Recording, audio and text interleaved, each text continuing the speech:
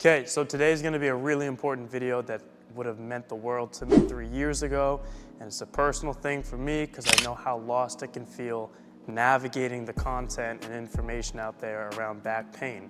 So if we have back pain over here, and then we have back ability, these things should share the same space, because if you have back ability, you can be it without pain. Problem is when we just chase pain relief without a progressive route to increased ability, there's no guarantee that we're gonna escape that injury loop that keeps happening. And so the nature of the way we talk about injury prevention and pain relief is that we're running away from pain without addressing the root cause, which keeps us in that perpetual loop. And so I'm just gonna jump into what my routine used to be 3 years ago when I didn't have it figured out and I was desperately trying to have a pain-free day. Is first, I of course had to hang from a bar with the feet touching so that way my spine could decompress. Now, does this actually do something for the spine? Yeah, it does take off loads of weight from the spine that we accumulate throughout the day, and lifting compressive force on the spine can be a little bit to bear over time. However, we're not that fragile. So I at first had to hang for a minute, decompress the spine. And then, because of the disc herniation that I had, I wanted to extend the spine and push the bulge back in, was the mindset that I had. So I would do about 20 press-ups, going into end range extension, blasting my triceps basically. And then I would go to the wall and I would do side glides.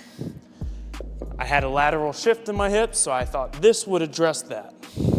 This exact protocol was pretty renowned and established. People have talked about it and used it.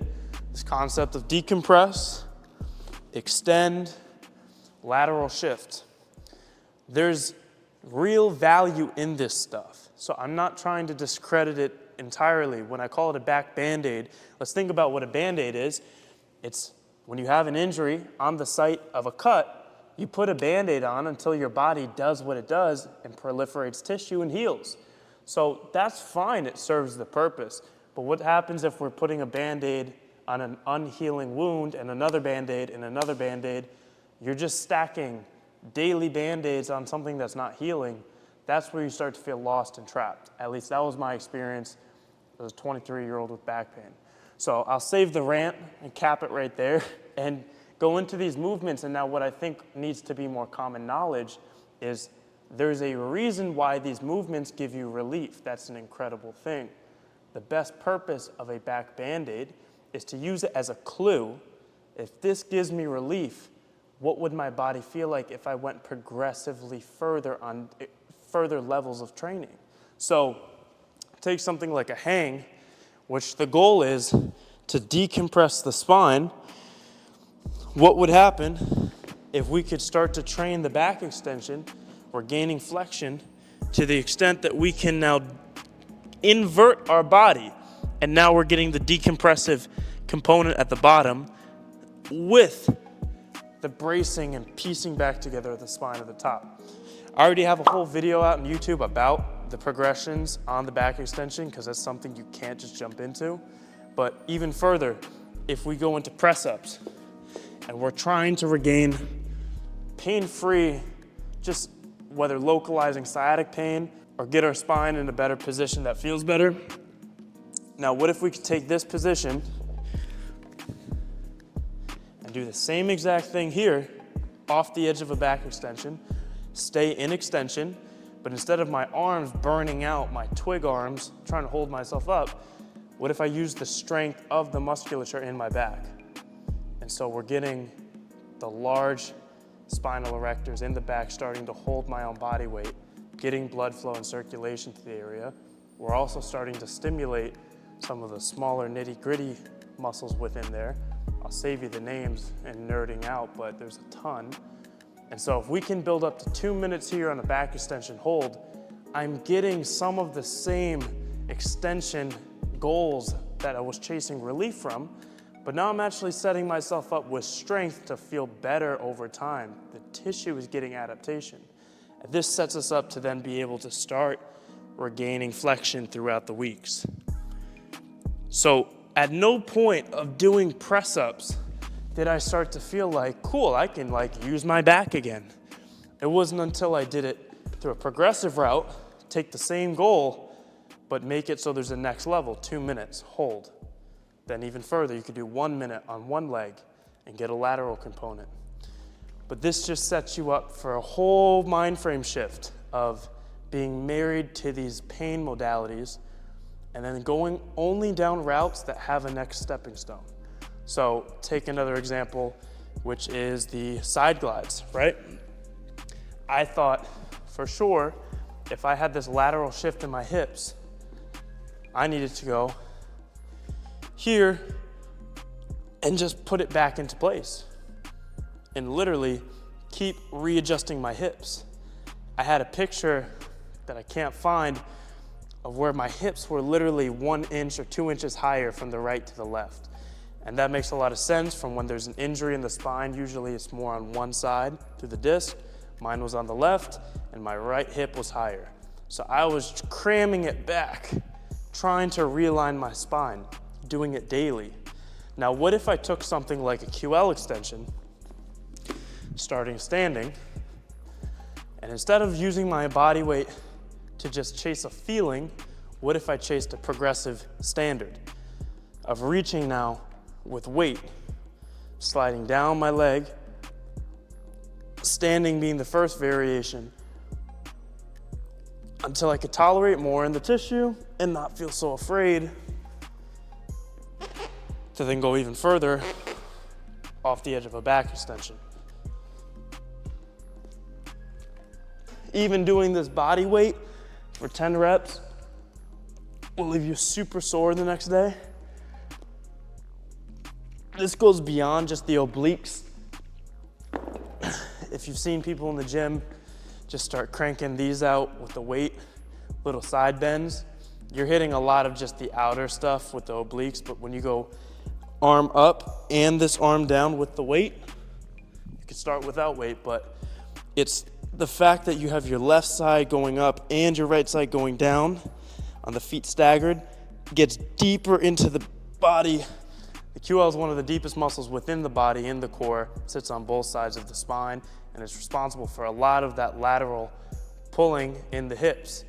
The QL goes from the low back in the spine to the iliac crest to the top of the hip. You can show the anatomy. Now, I kept trying to stretch that outer part of my hip, but what if you're so tight within the spine itself, your hips won't reset until you address any imbalance left to right in that muscle. And so, as much as I would feel like this was helping me, my hips anatomically never reflected a restored change. I never structurally went back to being more even and having the relief in my hips during squats and all the issues I started to have. It was only until I started chasing a measurable amount. I didn't realize till I tried this training that on one side, I couldn't quite touch the ground, but on the other side, it was night and day. I could easily touch the ground. Like to this day, I'm still working on the difference. You can see that. I got about an inch higher reach on my right to my left, and it comes from this part in my hips. Had I been on the wall still trying to crank it out as a drill, there's no guarantee that would have actually started to change and become more balanced. One more thing I want to point out about the QL and how significant this might be to you if you have a back injury. If you have a history of playing any kind of sport that rotates your body and twists, whether golf, baseball, soccer, anything, hockey that's more dominant on one side, you have accumulated likely thousands of reps of a twist that is highly involving this QL on one side, and then a fraction of the reps on the other side. You got an Arnold bicep in this QL, then you got my bicep on the left QL. You're gonna be jacked up for sure. And so starting to work at this discrepancy is just one of the best things you can do, and it's a math equation of like so many pro baseball players I've talked to have QL issues, and it's not a mystery why.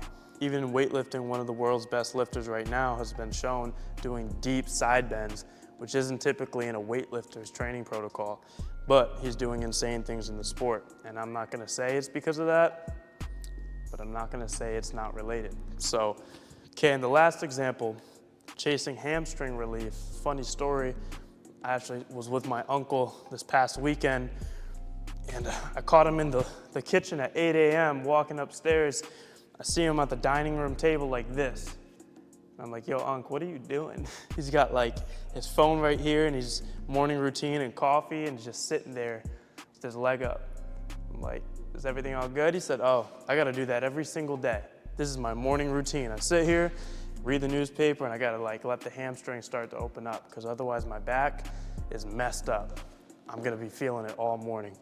So I'm thinking it through, trying to understand like, okay, so you've identified that you need to open up your hamstrings, your back cannot handle it otherwise. I asked, how often do you do this? He says, most days, every day. I'm like, wow, does it get any better? He said, no, they're still tight always. So I'm just like, back Band-Aid, damn, that sucks. We need to take a further step. How can we get that relief you're chasing through a route that has measurement and you know you're getting better and you won't be so reliant on these tools? So one simple thing I want to show, instead of throwing your leg up, cranking it out, woo, that felt good for the day. What if you could dive in a little bit more uncomfortable for the short term and work through an elephant walk, if the low back permits, and start to open up? I would suggest actually 2 legs at a time, opening up the back of the legs from behind the knee up to the hamstrings, working week by week at a lower and lower level, adding movement into it, and trying to get some tension as well as motion to get the lasting length. And as you work through lower and lower and lower, the hamstrings have no choice but to open up. So that progression I just walked through in 10 seconds may take 10 weeks, may take even longer.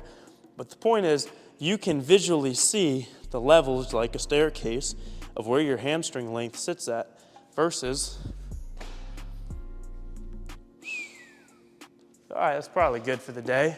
And then you just go on as the back guy that has a little bit of relief for the next 3 hours.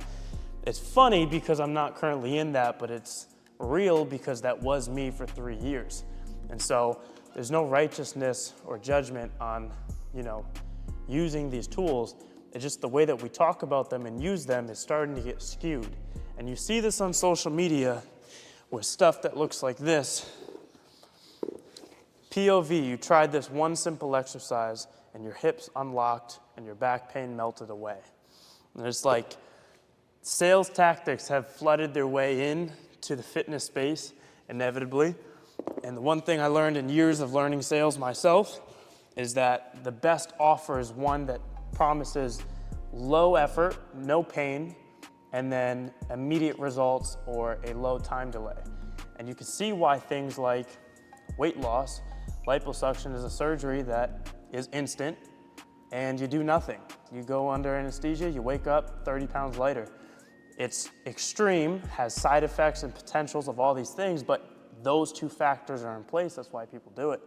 And so it's a potent strategy that's flooded into content. And as someone who was confused filtering through this stuff 3 years ago, trying to find someone who A, had back pain, that B, doesn't anymore and can explain how they did it, and C, trying to be concise and not all over the place chasing butterflies. It's like, for my goal, if I can stay completely consistent with one message, is that we need measurable routes on a few of the key components that matter to back health, which are the ability to round your spine on the back extension, slowly, measurements, boom, measurements, boom, or the hold at the top, strength at extension, 1 minute, 2 minute, 3 minute. Hamstring length as it relates to low back, this level, next level, boom. And so I think if we can change the entire way we start to use this, then it becomes less hopeless when you try the one exercise that fixes back pain and it doesn't work. Now you're like, oh, am I hopeless? Because if you believe that back pain is a one area problem, then you would believe that it's a one solution fix. So when you try the exercise that should fix that one problem and it doesn't work, then you start to just feel like the bad back guy. And that's where I was at when I was trying these drills. I knew it helped my hips, but what does it lead to? The main point of this whole rant was just to tell you that there is a route to restoring your back ability, and that is just the underlying requirement for your healing is probably going to be that. You need a route, which means steps A, B, C. Whether or not it's the perfect route, doesn't matter. But what you can measure, you can improve. And so take that as a general principle for training. Try not to get too confused and pulled in the directions of the conflicting information that circulates because of sales and just attention and all this stuff. Again, no righteousness. I'm on the platforms too. I'm trying to get content out to people and I need views to do it, but I want to be consistent on these points just because it's confusing out there and I know what that's like. So I appreciate you guys listening to this. If you're currently going through back pain and you are literally at your rock bottom, I'm here for you. I got love and support for you. If I can do anything, even just if it's a DM, tell you my story, support you through these videos, I'm always happy to see the community we have under our comment sections. People are supporting each other because if you've had back pain, you have been humbled and you're probably not a jerk on the internet about it later. So I'm grateful to be a part of this mission and just to connect with you guys. Please let me know if there's anything else I can do. I hope this clarification of the back Band-Aids helped. Take what got you relief, look for the next measurable step, and build on top of it further and further and further. Okay, see you guys.